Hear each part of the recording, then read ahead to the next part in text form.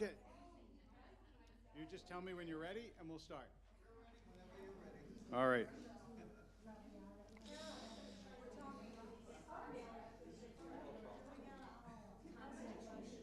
Okay.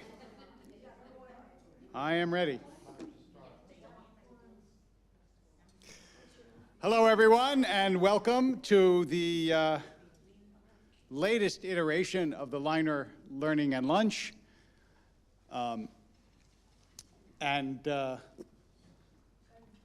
For this one, because this is the last before Passover, I thought that it might make sense, since I'll be talking actually about Passover probably in the Torah class tomorrow and on Shabbos, to talk about Israel and Israel's place in Jewish history, which, like most things, is more complicated at first than we assume, because that's true of everything.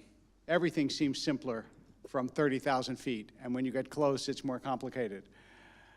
And Israel in particular, remember that throughout Jewish history, was sometimes real and sometimes aspirational. And one of the things that we know in life is that, to quote that great sage, Mr. Spock, I remember this from when I was a kid. We used to watch the original Star Trek. My brothers have gone on to watch the others. I've never done that, but I wasn't a big science fiction fan. But I remember Spock says something at some point. Remember, Spock is the one who's ruled by iron logic. And he says something like, having is not as satisfying a thing as wanting. It is not logical, but it is often true. And well, I wouldn't say that. I mean, it's obviously exaggerating to say that about Israel. It is true that Israel existed in the Jewish imagination in a way that it never could exist in the Jewish reality. So, starting, first of all, with the Torah itself, Israel is a promise that Abraham must find and his descendants must find almost impossible to conceive, because God is promising them this land which they don't know, and is promising it in perpetuity, which is something that none of us, even now, can understand or conceive of. And they don't have, even when they live on the land, which after all Isaac does, Isaac is famous as the only patriarch that never leaves the land of Israel, they still don't have any kind of settled society. It's still not the state of the Jews. It's just, you happen to have land on this hill instead of having land across the plains of Moab. And we don't get the approximation of a real Jewish society and or state until after the Exodus, Moses dies, and Joshua enters the land. Now, I will say, but I'm not going to make this the topic of today for obvious reasons, that one of the prevailing modern theories of how Israel in the time of Joshua became Israel is that whatever group left Egypt met up with groups that were already in Israel and formed some kind of confederation. And so there were perhaps people in Israel who knew it as a state, but certainly not as a Jewish state, and certainly not as Israel. But what that means is that Israel started as an idea before it became a country. And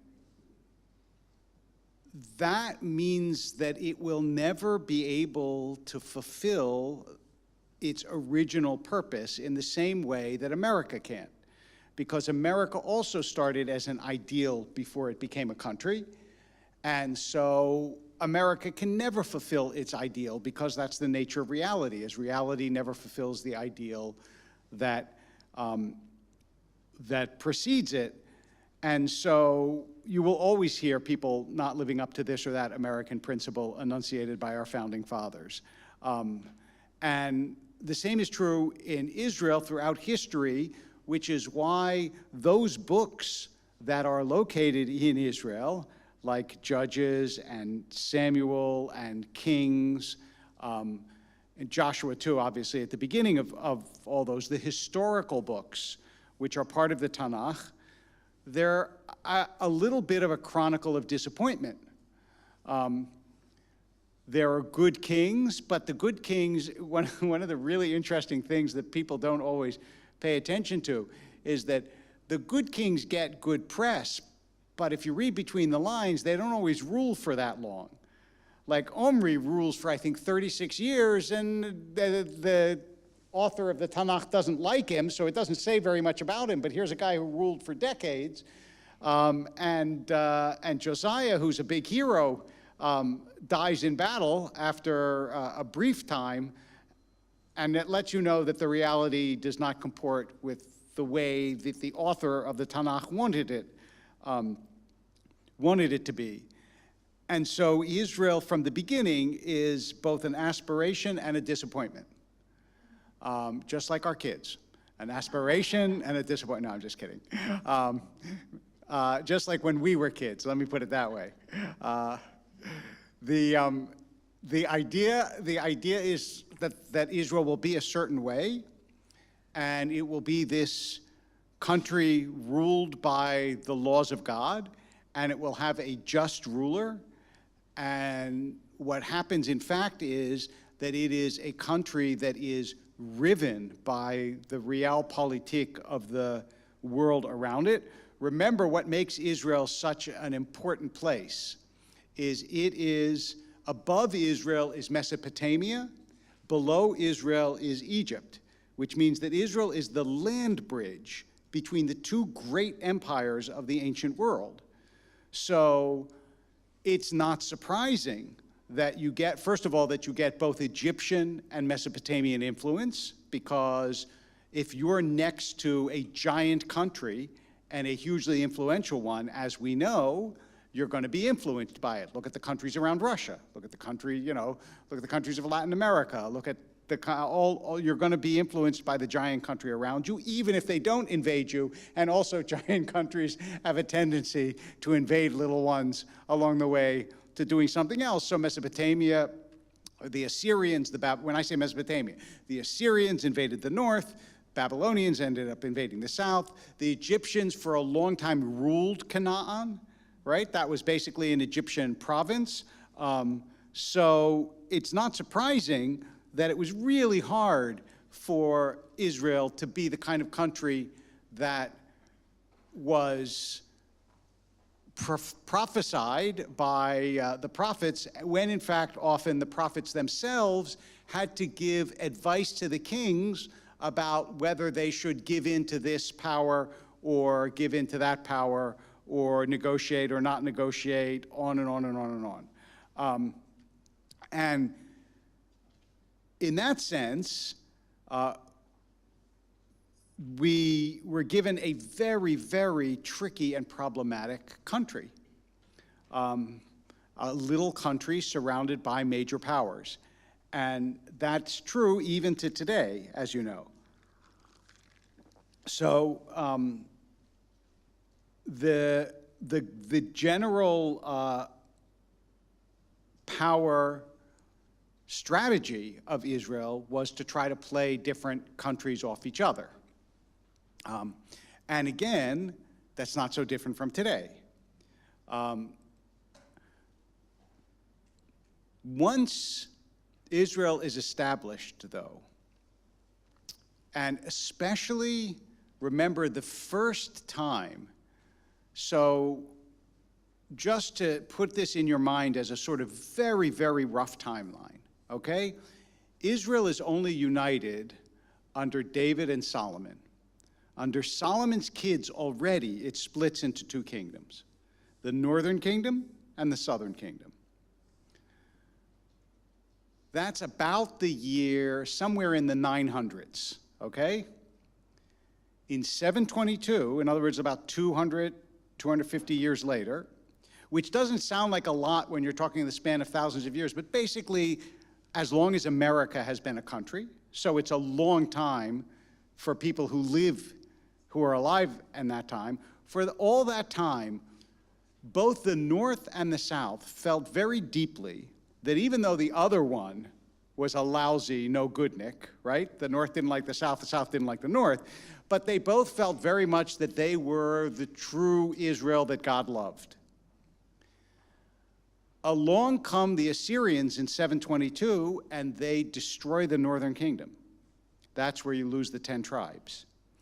And the cataclysm is almost unimaginable because they never believed that Israel, beloved by God, could be destroyed by another kingdom. It had never happened, right? And we're used to that idea now, but it had never happened in history.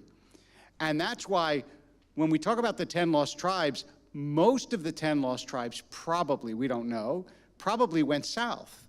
Because if it was a choice of being among the Assyrians who were killing them or among the among the family that you hate, you go to the family that you hate. And the southern kingdom then sort of redoubles its belief that it can't be destroyed. Because, okay, God got angry, obviously destroyed the northerners, who we always knew weren't the true Israel, all those tribes. Judah was the tribe in the south with the capital in Jerusalem, which is where David founded the capital when we were all united. So obviously we're the real thing. And then, of course, in 586, they get destroyed too by the Babylonians, who had taken over from the Assyrians as the big empire in the world. I think it's probably true to say that the Jewish tradition never recovered from that shock. Even though we don't even know about it, but that was the original, you're not invulnerable. God is not always going to protect you. And it gave the Jewish people a very different relationship to the land of Israel. Israel was now this place that if we are good enough, God will one day bring us back the way that God did in olden times. There were no olden times in Israel before Israel was destroyed. There was the Exodus, there was the conquest of the land, and now we're here and we'll always be here, and all of a sudden we're not here anymore. So the Babylonian exile, which you can read about, how they sat by the river and wept for Zion, that was the great initial trauma of the Jewish people. And it made Israel now a place that you had to deserve. It was not a place that God had just promised you. It's a place that God had promised you that God would bring back to you if you were a certain way. And we don't really feel as much because we don't study as much like the books of Ezra and Nehemiah, but in the time of Ezra and Nehemiah, and under the Persian king Cyrus, because it went, remember, Assyria, Babylonia, Persia, that was the sequence of empires. So under the Persian king Cyrus said basically you can go back. And not surprisingly to moderns, we understand this, some people didn't go back. They were very comfortable where they are, right? They were fine. They had built lives and communities. 150 years later, they built lives and families and communities, and the locals treated them well, but some did go back, sort of rebuilt life in Israel. And then there is, to the extent that we know a lot about this period, but we don't know that much, there's a lot of internecine fighting among Jews in Israel. I mean, look, the Hanukkah story, which takes part in this interregnum between destruction and destruction, that is, between the destruction of the Babylonians and the destruction of the Romans, the Hanukkah story is largely a story of Jews fighting Jews. We don't like to say that, but that's largely what it is, right? The Hellenizing Jews and the not Hellenizing Jews. And that is not the first time or the last time that Jews fought with each other. And there was an attempt, and it's because And part of the reason that that is so is, first of all, because Jews are human beings, and human beings will always fight with each other. Doesn't matter how small the group is. Doesn't matter how small the family is. But the other reason is that there were very different ideas of what Israel was supposed to be. Whether Israel was supposed to be a country whether it was supposed to be the Jewish country or the country of the Jews. For the Hellenizers, it was the country of the Jews that could be like the other countries around it with a Jewish flavor, sort of, but that didn't mean that they couldn't learn Greek, and they couldn't play in the Olympic Games, and they couldn't do all that stuff. But for the Maccabees and their followers, no, this is a Jewish country. It's not a country of the Jews. And this is the sort of difference between what many years later, the church father Augustine talked about the heavenly city of Jerusalem and the earthly city of Jerusalem. This existed in Jewish thought, that there was an ideal Jerusalem and an ideal Israel, and that's the way people thought of it. And then there was this earthly, actual place that had, politics and war and maneuvering and everyday life. By the time the rabbis come along, especially most of the rabbis, not all of them, because at the beginning of the rabbinic era, Jews, even though they didn't really rule Israel so much, they were in Israel, right? Even though it was under Roman rule, it was still a Jewish country. But fairly early in the rabbinic period, in the 1st century, the Romans destroy the temple. And then in 135, in the early 2nd century, they exiled the Jews after the failure of the Bar Kokhba revolt. If you can't keep all these revolts in your mind, that's okay. There were a lot of them. There was also a major revolt in the diaspora called Trajan's Revolt in, I think, 117. So it wasn't only in Israel that Jews objected to the Roman rule. It was also outside of Israel that Jews didn't like the Romans telling them how to worship and what to worship. But once that happened,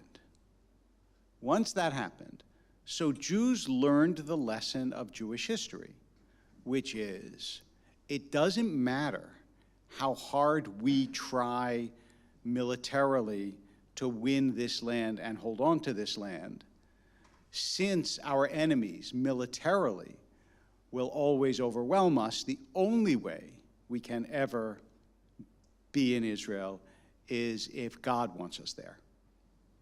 And God has to bring us to Israel, because every time we tried militarily to do it, First Temple, Second Temple, we upset God by relying on ourselves, and God destroyed us, right? Because remember that in the rabbinic view, the Romans and the Assyrians and the Babylonians, they're terrible people, but they're also God's instrument, right? Which is a sort of contradiction.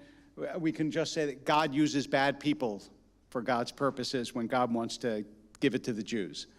So the rabbis then, for thousands of years, some of them, on very rare occasions, they would go to Israel.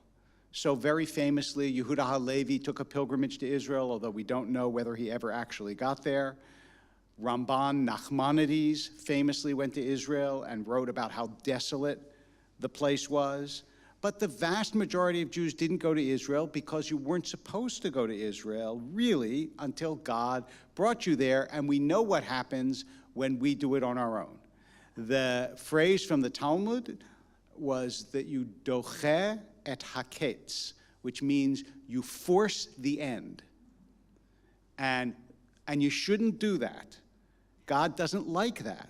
God will bring the end meaning the messianic end, God will bring the end when God chooses to, and before then, it's not okay to set up a state in Israel, because we see what happens when you do.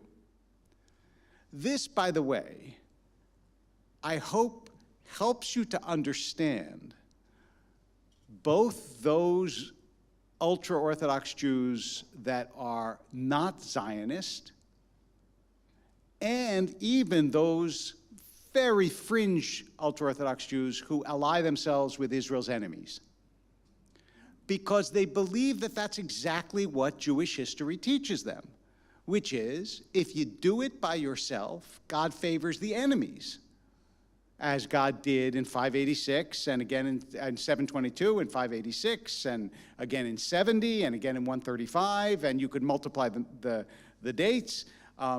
That the whole point is God's waiting for you to be good Jews so God can bring you back, when in fact we know that the people who set up the modern state of Israel were not good Jews, right? I mean, obviously, this is not coming from me. This is according to the opinion, they did not observe Shabbat, they did not observe Kashrut, they did not, and they did not. They were labor, secular Zionists.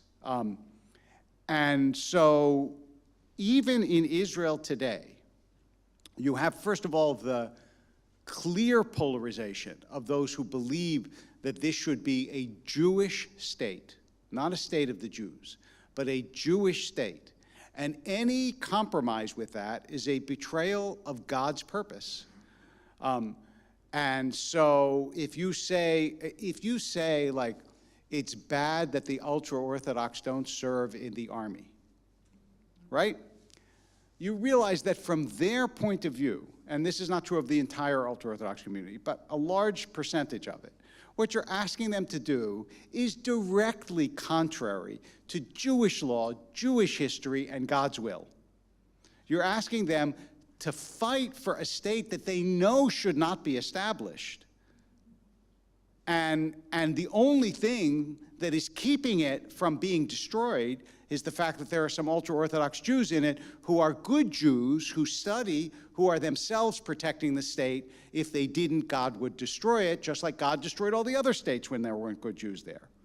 So this is a really helpful shift in empathy, not in conviction. Empathy just means really understanding the point of view of the other. You don't have to agree with it at all, but at least you know what the point of view is, which is they would say to you, what are you basing it on? You're basing it on the regular, how history normally works.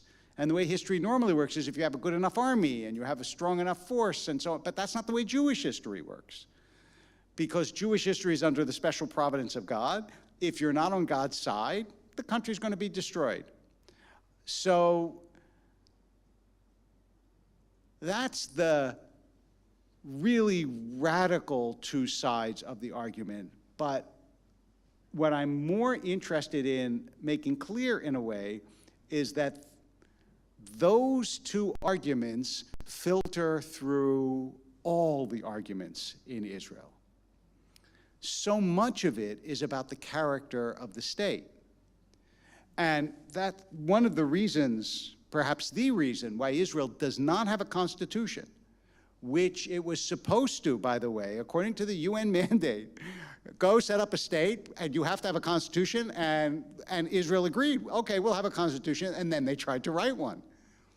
But the vision of what the state was so radically different in different constituencies. And it wasn't just the ultra-Orthodox against the secular left. I mean, there are lots and lots of constituencies, and the differences were so great that they couldn't do it. So they have basic laws, but there's no constitution. So nothing in Israel you can say that's clearly unconstitutional, which is very tricky and is having all sorts of implications now, and I don't want to necessarily get into, not only do I not want to necessarily, I don't want even to get into the debate now, but I do want us to realize that even though there were very traditional Jews, some famous ones, Alkali, Kalisher, Rav Kook, some others who were Zionists, Rav Kook was the most famous because he was a great authority and so on and so forth, and his descendants actually turned out to be some of the most radical settlers, reclaimed the biblical land, which is another way of doing it, by the way, which is, yes, it's true, this land does not meet the Jewish, but we're going to now conquer Judea and Samaria as well, or annex Judea and Samaria as well, and we're going to gradually retake the land and make it into the place that God wants it to be, and then it will be legitimate, right? Which is another school of thought. But all of it, we all assumed that Israel, and even in our own minds, we're a little bit schizophrenic. Because the prayer that we say on Shabbat morning is it's Reshit Smichat Gulatenu. It's the beginning of the flowering of our redemption, which gives Israel a messianic flavor. Well, if it's a messianic flavor, if it's really about the coming of the Messiah, then maybe the guys on the right are correct. They're the ones who are waiting for the Messiah. But if you just say, no, we mean as like a Jewish people or whatever, then you're borrowing language that really doesn't apply to we're going to have a state where everybody, has equal rights. That is not at all what it meant when it said Reshit Smichat Gulatenu, the beginning of the flowering of our redemption. Redemption in the Jewish tradition, as those of you who were in the Messianic class last time know, means, that the Jews will be saved by a Messianic age or a Messianic Redeemer. And it doesn't matter how good things are in Israel, that's not what's going to happen through the world. So it is a very, very complicated place, even without all the geopolitics and complications that exist otherwise. And we should know that, like, throughout Jewish history, there have been really powerful attempts to try to reconcile the different ideas of different Zionist thinkers who also did not all agree on what the state should be. Right? For Achad Ha'am, it was supposed to be a spiritual center. For Herzl, it was just supposed to be for Herzl really wanted Vienna in the Middle East. That was really what he envisioned. He thought of it as a modern, sophisticated European capital, and it'll just happen to be in Tel Aviv, which is more or less what he got, actually, in Tel Aviv. And for others, it was going to be a socialist workers' paradise, because that's, what the Ben-Gurions of the world sort of thought of as they were laborers, especially the people like Aleph Dalet Gordon, who was a full-on, he was so socialist that I would call him a communist if that wasn't such a bad word these days. But when he was a communist, it wasn't such a bad word. And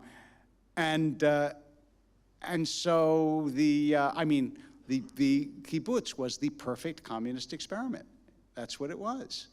A kibbutz was a place where children were raised collectively, and everything was a collective.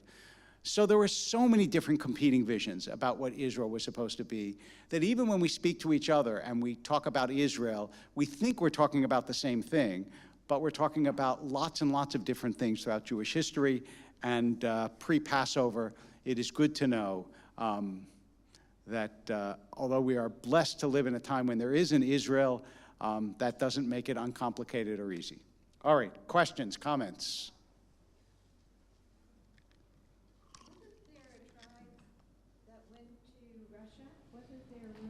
There was a tribe called the Kazakhs that lived in the Urals that converted to Judaism, and they eventually disappeared. But we do have some solid evidence that there were, and in fact, that's what Yehuda Halevi makes his great philosophical work, the Kuzari. Halevi was one of those rare. He was a philosopher and a poet. The Kuzari is all based on. It's a historical fiction, but it's based on this, which is the king of the Khazars invites a Christian, a Muslim, a philosopher, and a Jew, and each of them presents their case, and then he decides to convert to Judaism because Jews make the best case, because it's written by a Jew.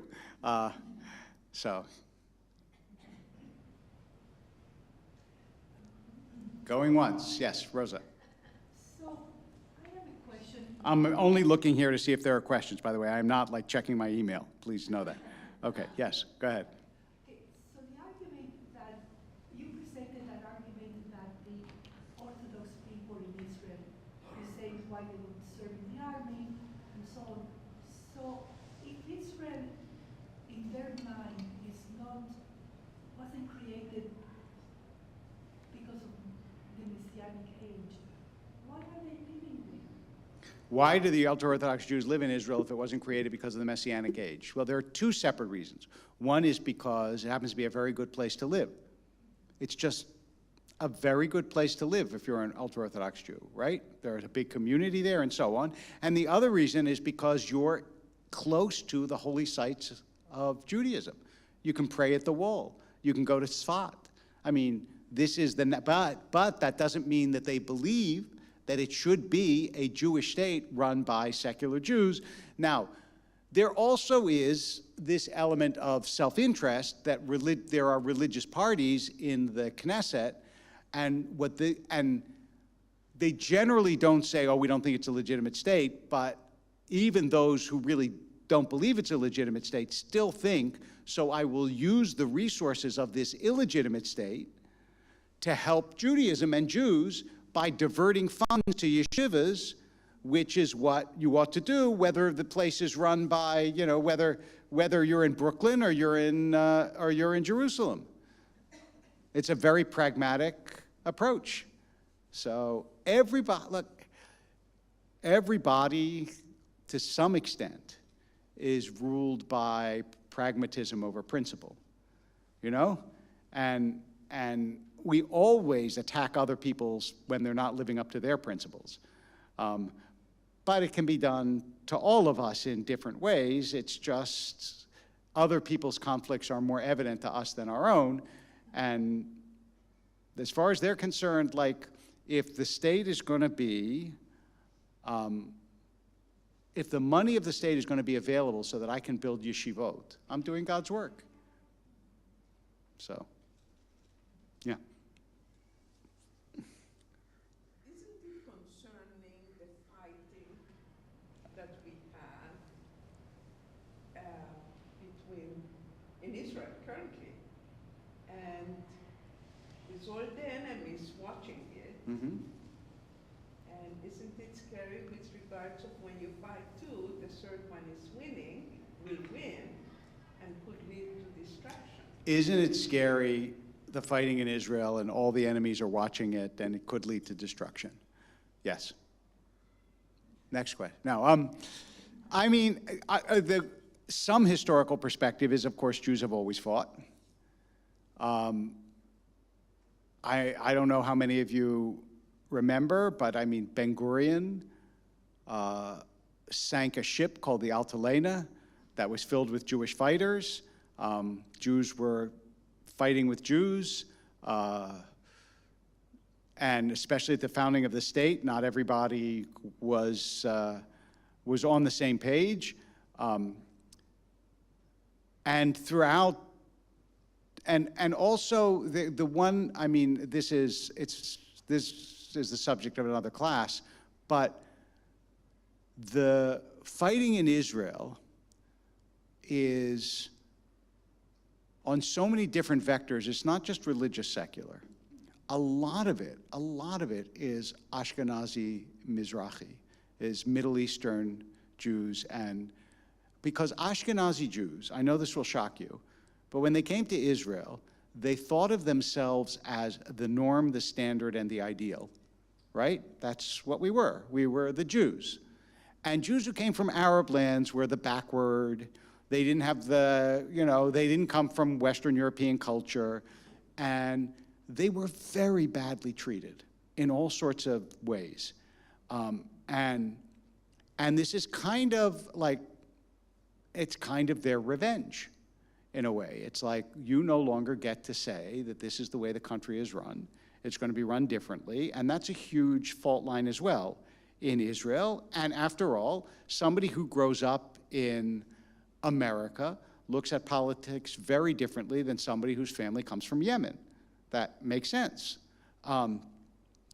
So the fighting that's going on now, depending on who you ask, is as serious or more serious than any political divides in recent memory.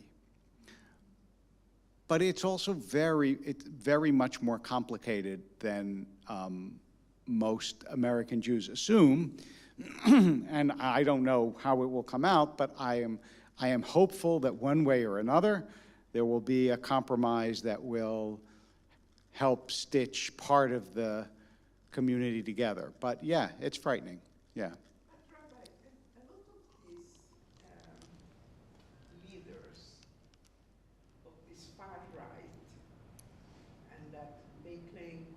that they represent, they're still Ashkenazi Jews. That is true. So, I didn't say right-left. That's a different division.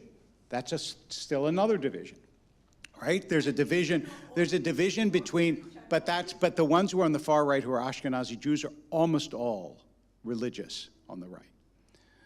So I said there's a division between the religious and the non-religious. There's a division between the Mizrahi. Look, I had a, as I told you, I don't remember if I said this in a sermon or somewhere. I had a cab driver in Israel who said to me basically, this is our turn now. They put us down. He was a Mizrahi. I don't know what country he was from. I think he told me, maybe Iraq. They put us down for years and years. Now it's our turn. He didn't care about the niceties of judicial reform. He cared about getting, and if you say, but Netanyahu is Ashkenazi, I'll use the analogy I used before. Trump was rich, but poor people thought in some way, they made an identity with him, he's my kind of person, okay? And with Begin and then again with Netanyahu, it's true that they're both Ashkenazi, but for the Mizrahi community, they feel like they are seen in a way that other politicians do not see them. So it's very complicated. It really is. And then, of course, there is this admixture of what I think you can only call Jewish chauvinism. That is also, because don't forget that, 20 to 30% of the population are Arab Israelis. So there's that as well. It's complicated and it's difficult, and I don't pretend to have any, God knows I don't have any solutions. I can just tell you that it's not easy. Do you think that American Jews have a right to tell the Israelis what to do? Well, no country has a right to tell another country what to do. We can tell them what we think. We can tell them what seems better or worse. I mean, here's the problem. I understand, look, I'm very reluctant, as you can hear. I'm not going to go say, Netanyahu, you got to do this. The problem, though, is that Israelis, American Jews do it too, okay? Israelis have it both ways.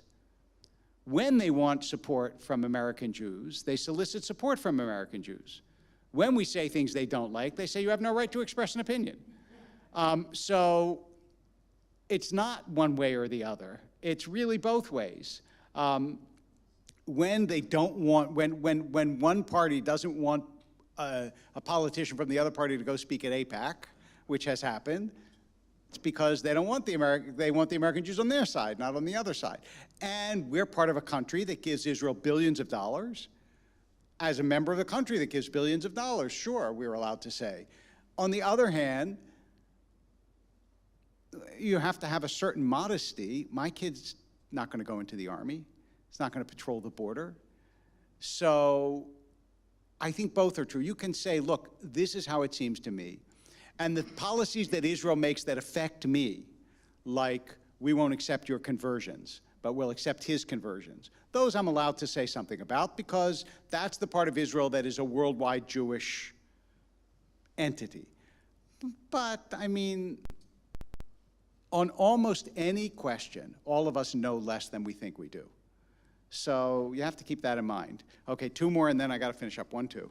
Go ahead. So the reverse or the obverse is, for example,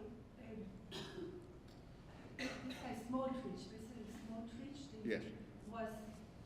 Came to an AIPAC. He was promoting Israel bonds, and AIPAC said we're going to meet Right. and other people. Right. So this is an obvious. People are saying what they think, but to the world it shows a disconnect that Jews don't support Israel. I don't know. You can argue it any way that AIPAC didn't want Smotrich to speak. They might say, it might look like Jews don't support Israel, or it might look, since I think it would be very hard for somebody to say AIPAC doesn't support Israel, like there are some things that AIPAC thinks are wrong. Yeah. That's sort of my follow-up question, whether I think we should support Israel no matter what the leader. I think it's Look, consequential. do you not support America when it has a president that you don't like? That's right. You still support America. Right. You do hear I agree. what people say because of the a leader they don't like, they're not going to support them anymore. I know. And that's very sad. I agree. I think that it is very sad and it's short-sighted, and it's usually people who don't know the country. You can say, I don't support the government. I think that's perfectly legitimate. I don't support this prime minister. I don't support that president. I think they're no good. I think they should be gone. That's fine. To say I don't support the country, yeah. That's foolish and tragic. So, all right, one last one. Jerry, last question. So you start off by saying that this would relate to Passover. So do you want to say a couple of words before we go about tying this to Passover? Oh, no. I said the Torah class is going to be about Passover and on Shabbat. The only way that this ties to Passover is that's where they're headed. Right, exactly. That's where they're going. By a circuitous route, they are headed to Israel. Exactly. So, and with that, thanks very much.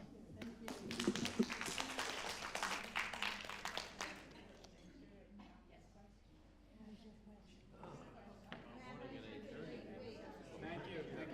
All right. Let's run off to lunch.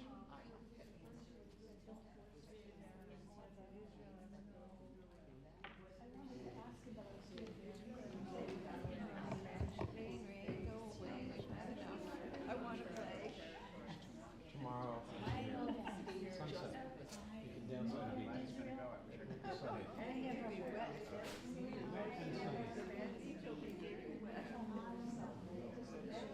All right, could you take that and let me know? I'll have to look it up. I don't remember.